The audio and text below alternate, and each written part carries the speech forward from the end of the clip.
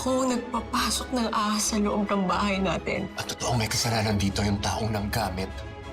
Yung taong nanakit. Mas pinili ni Angel maging demonyo, hindi ikaw. Gagawin ko ang lahat para lumabas ng totoo. Sana makulong na yung tunay na kriminal. Akala ko ba sobrang magkasundo kayo ng ate mo? Ba't kanya pinalayas? Handa niya akong isakripisyo para lang maging malinis yung pangalan niya. May na-trace na silang fingerprint doon sa natagpuan nating alahas. Isang tao lang po ang match doon sa fingerprints. Sino? Si Vanessa Panginiban po. Atty. Vanessa Panginiban, ikaw ay naaresto namin sa salang kidnapping kina Atty. Trixie Mendoza at Mrs. Sylvia Panginiban. Ano? Minahal ko siya pero anong ginawa niya sa akin? Sinaktan niya lang ako. Kaya tama lang na magdusa siya. Ako ang nagpapasok sa kanya dito. Ako ang nag-welcome kay Angel dito. Ako ang nagpatira sa kanya dito. Ma, are you out of your mind? This is my house, so I get to decide who lives here and who doesn't. Pwede po ba natin puntahan si Mami? Mikay, hindi pa tayo pwedeng dumalaw kay mami mo kasi sobrang busy pa niya. Pero promise, dadalaw tayo as soon as possible, ha? Ano nangyayari to? Love, it's okay. It's okay, maayos din natin to. It's okay. It's okay.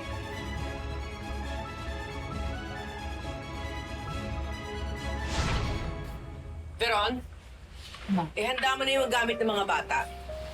Iuwi ko na sila. May assembly pala ng mga kontrabida. Lola, can we visit Mommy? Naku, Luigi, bawal ang mga bata doon. Tsaka nakakatakot doon sa presinto, maraming mga kriminal doon. The nerve! Kriminal? Sa'yo pa talaga galing? For everybody's information, hindi pa po nakakatulan si Vanessa and ika nga nila, she's innocent until proven guilty. Well, at least she's in jail. Ma'am Sylvia, wag naman ho kayong magsalita ng ganyan kay Vanessa. Siya pa rin ho ang nanay ng mga apo ninyo. Buti nga po yung kaibigan ko, hinaharap niya yung mga binibintang sa kanya. Hindi tulad ng iba dyan. Ay, hindi ko ho kayo pinaparinggan ng harap-harapan ha, promise. Pero kung tinatamaan ho kayo, labas na ako doon. Ano gusto mong palabasin?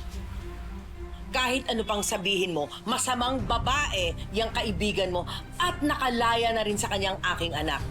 Sabi nga nila sa Proverbs chapter 21 verse 19, it is better to live in the wilderness than with a contentious, angry woman. Sabi naman ho ni Luke, na kapitbahay ko, bago ka pumuna ng dungis ng iba sa mukha nila, make sure na nakapag-diamond pill ka muna. Kung makapagsalita kayo, parang wala kayong nagawang masama.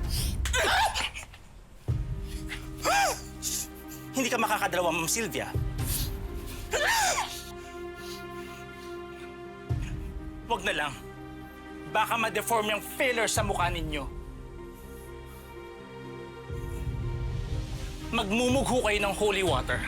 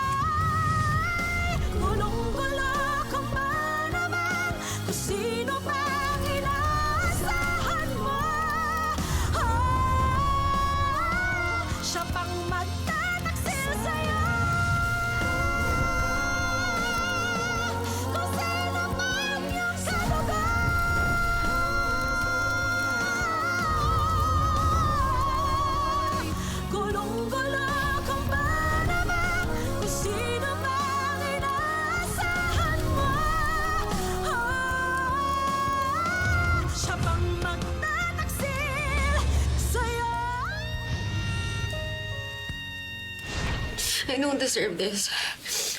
Hindi ko kailangan ng awa niyo, please. Hindi ko kailangan ng awa niyo. Kaya natin ayusin to. Love, makinig ka sa akin.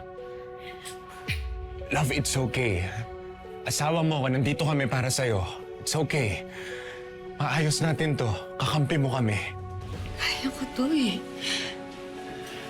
Lorraine. Marco, kaya ko to. Kaya ko to. Kaya ko i-handle to mag-isa na rin. Alam mo, masakit lang. Nadadamay kasi yung anak ko eh, yung mga anak ko. Marco, nakita nila na inaresto nila ako. Nakita nila na tinampot ako ng mga pulis. I should know. I should know dahil nung bata ako, nakita ko yung papa ko na tinampot siya ng mga pulis. Sandali! Dito ka lang! Ha? Hintayin mo si Daddy! Babalik si Daddy para sa'yo! Ayaw na, sir! Sandali!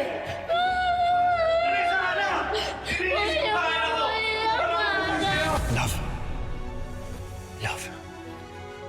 Hindi mangyayari sa'yo yung nangyari sa papa mo. Makakalaya ka, okay?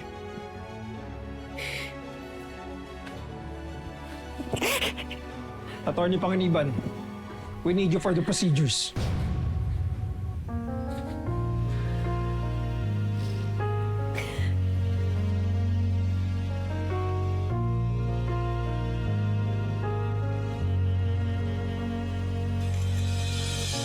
Paano ba sisimulan? Muling magtiwala. Pilit ko man kalimutan.